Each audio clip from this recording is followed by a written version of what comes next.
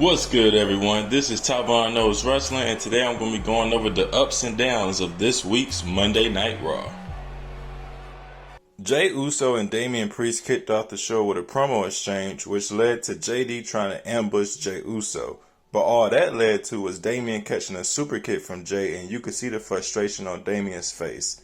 Seeing Damian's frustration build during this Judgment Day story is very interesting, and it got me more excited going into his World Heavyweight Championship match with Jey at Backlash, so this segment gets an up for me.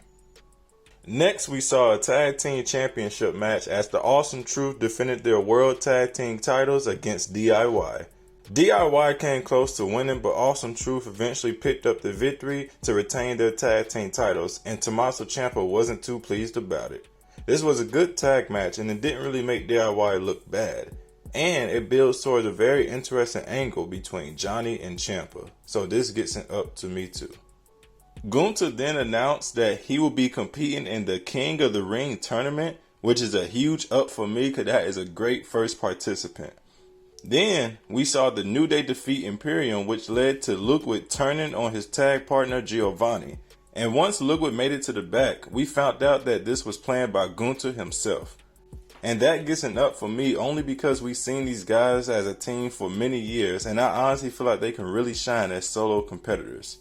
Next, we saw Sheamus confront Drew McIntyre on his behavior recently, which I really do love how they went about it. Sheamus is trying to get Drew McIntyre to own up to his actions, but Drew is continuing to blame everyone else for his mistakes.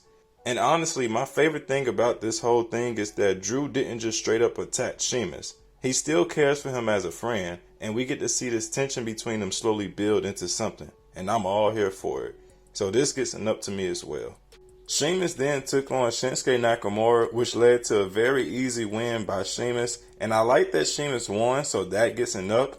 But also, why does Shinsuke have to keep taking unnecessary losses? So for that, it gets a down as well. Next, we saw Chad Gable heel turn come into full effect when we watched him completely badmouth his Alpha Academy allies. He then said this is now all about Gable, and he makes them promise that they'll help him win the Intercontinental Championship. And this is very interesting to me as well because the fans are fully behind Alpha Academy and are fully against Gable. So you just know that when they finally split from Chad, it's going to get such a great reaction, and I'm all here for it. Up. Next, we saw JD McDonough team with Santos Escobar to take on Ricochet and Andrade. And this was honestly just a heels versus babyfaces match to waste time. And I honestly can't remember anything that happened from the match aside from the botched ending. So I'm honestly going to give this whole match a down for being forgettable. And then we saw angry Damian Priest tell Dom and JD that he doesn't need them. They need him. And like I said earlier, I like the tension that the group is having, but this felt a bit rushed. So that also gets a down for me as well.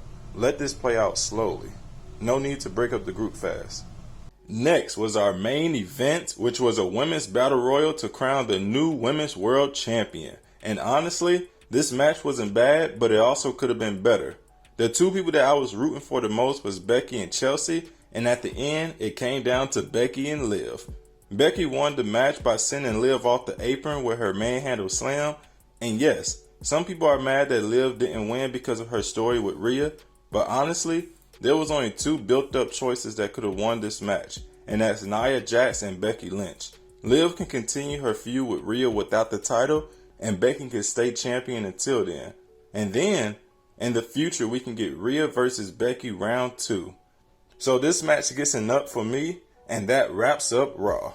What did y'all think about this episode of Monday Night Raw? Let me know down inside the comments, and I'll see y'all inside the next one. Peace.